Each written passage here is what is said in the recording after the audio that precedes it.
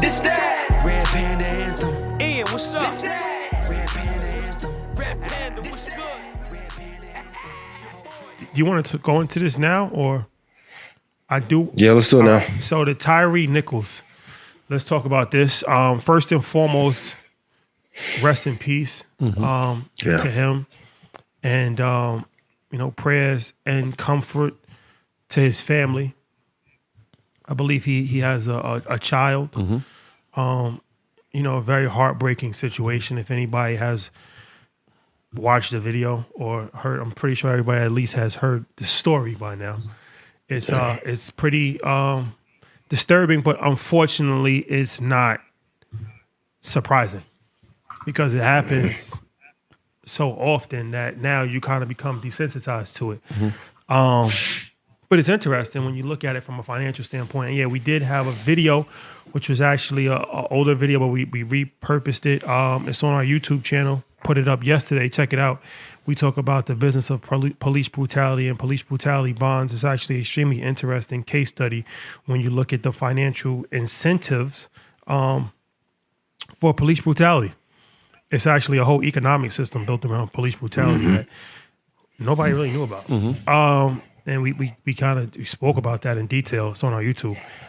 But another thing that's interesting that I posted on Instagram is how much money America spends on its police department.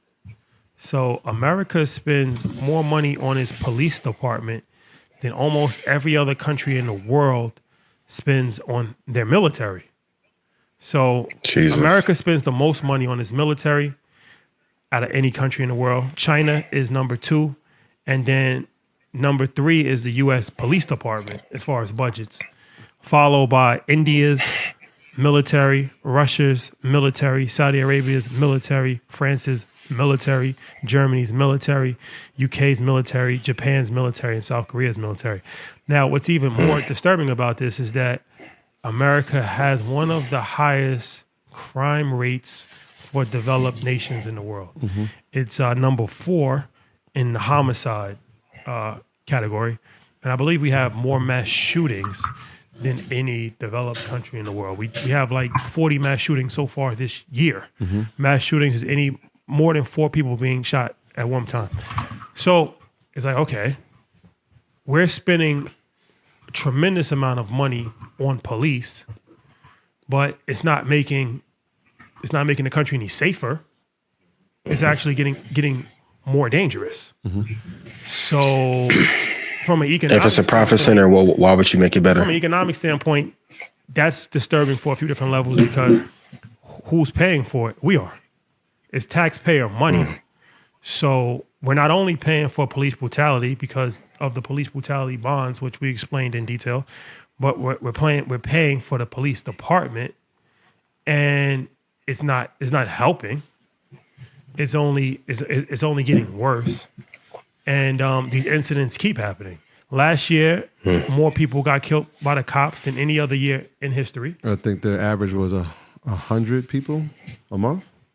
It was like 1,200 people for the year. Yeah, 100 people a month. Really?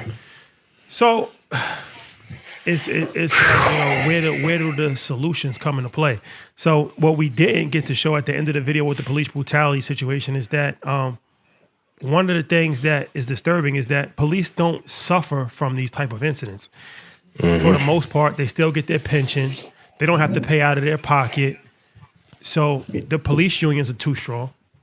That's one thing, and they need to feel financial pain, because then when you affect people's money, things start to change.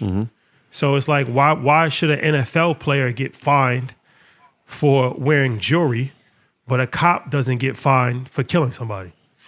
Yeah. Like that's just common sense, right? If you do something that's wrong, you should get fined financially. Your pension should be taken away. Like you should suffer financially. The whole district, the whole precinct should suffer financially, not just them. And then they'll put more, because it's like, okay, everybody says like there's good cops. Well, where are they?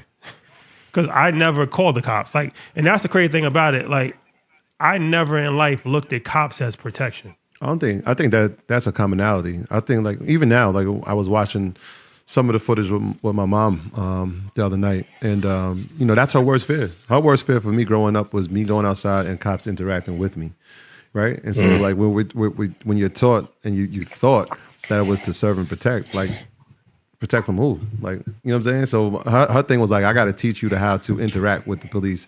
Just listen to anything they say. Just comply with them, because she feared that they would harm me more than anything that I would possibly do to cause them to stop me. It would be like, hey, just act accordingly. Like that would be the thing. Like I think that's a commonality, especially amongst young black men. I've never, and I'm with you on that. I've never looked at them like, hey, let me call them for protection. I never, and I had to think about that because there's been times where I had situations where theoretically I should have called the cops, but I called my friends because I don't want to call the cops, and that's sad. Like, right? It's like you shouldn't even have to think like that. But it's like if I call the cops 9 times out of 10, I'm probably gonna get arrested. Yeah. So why would I even involve them? Sad but true. Why would I involve them in something where it's going to potentially backfire on me? Yeah.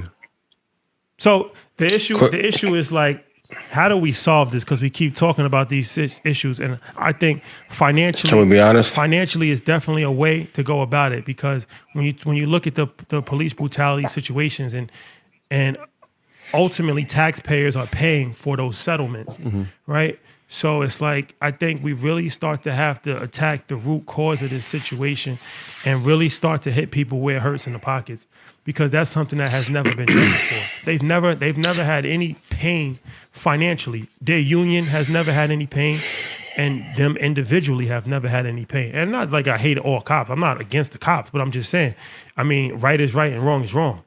It's key, and it keeps happening.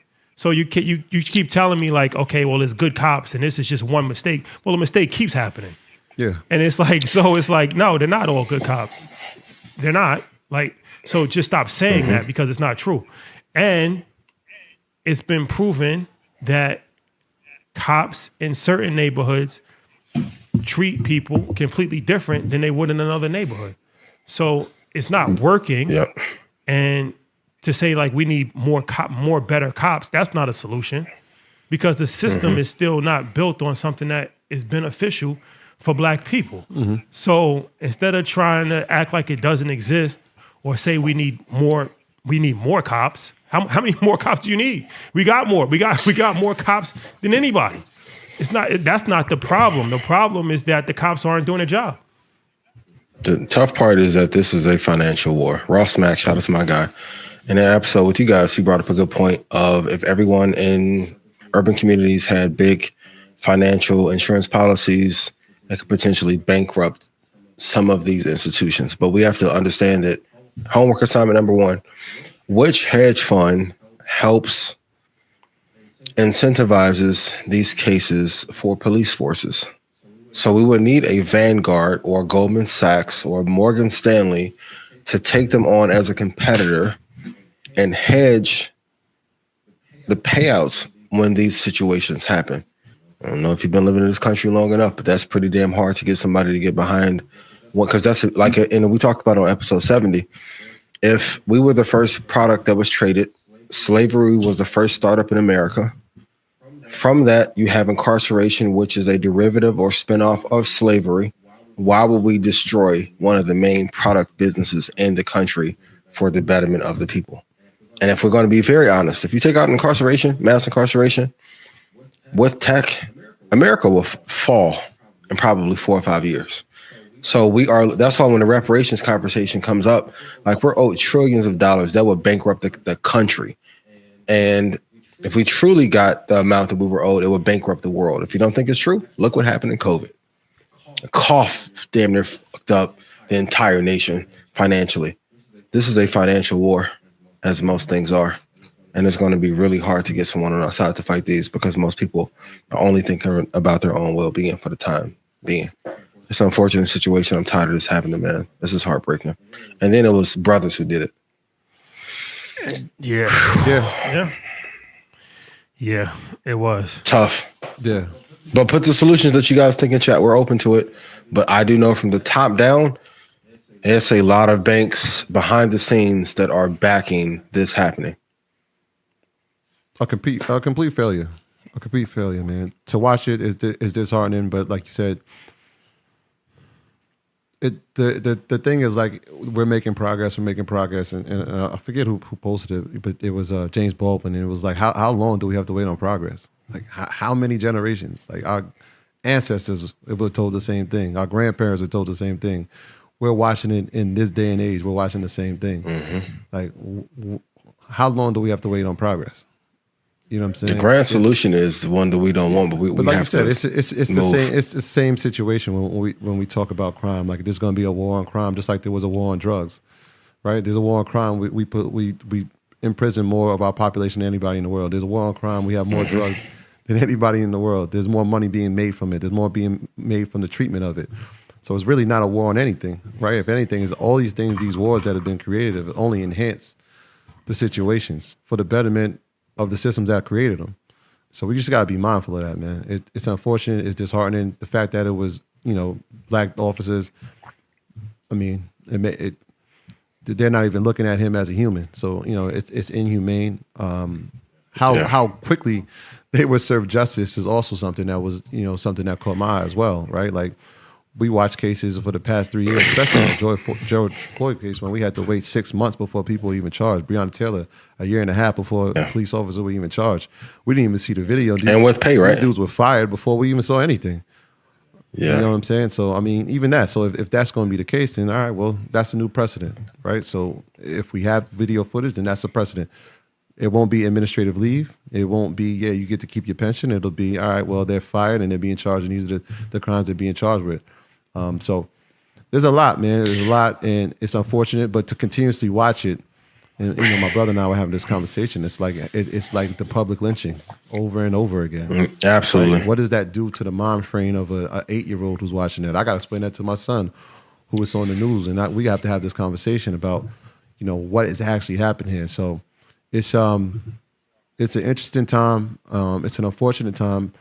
But it's a systemic time. We've seen it over and over. I don't know when we're going to stop seeing it, but we're just going to keep highlighting, and speaking our voice and bringing awareness to these situations. So, and I know some people are saying every cop is not bad. No, every cop is not bad. But if they're not... The system is bad, though. Right? Where are the police unions now? Right? When there's an injustice that happens to cops, I see police unions. I see them speaking up. I have not seen a police union speak up about these five officers, actually these 6 officers, because the officer who was actually tasing the gentleman in the beginning of the video, he just got suspended. The white officer, who nobody knew his name, but was wishing that they would pound him when they caught him. This that Red Panda Anthem. Ian, what's up? This that Red Panda Anthem. Red Panda, what's This good? that Red Panda Anthem. Your Whole boy. clip going up. I know they can't stand it.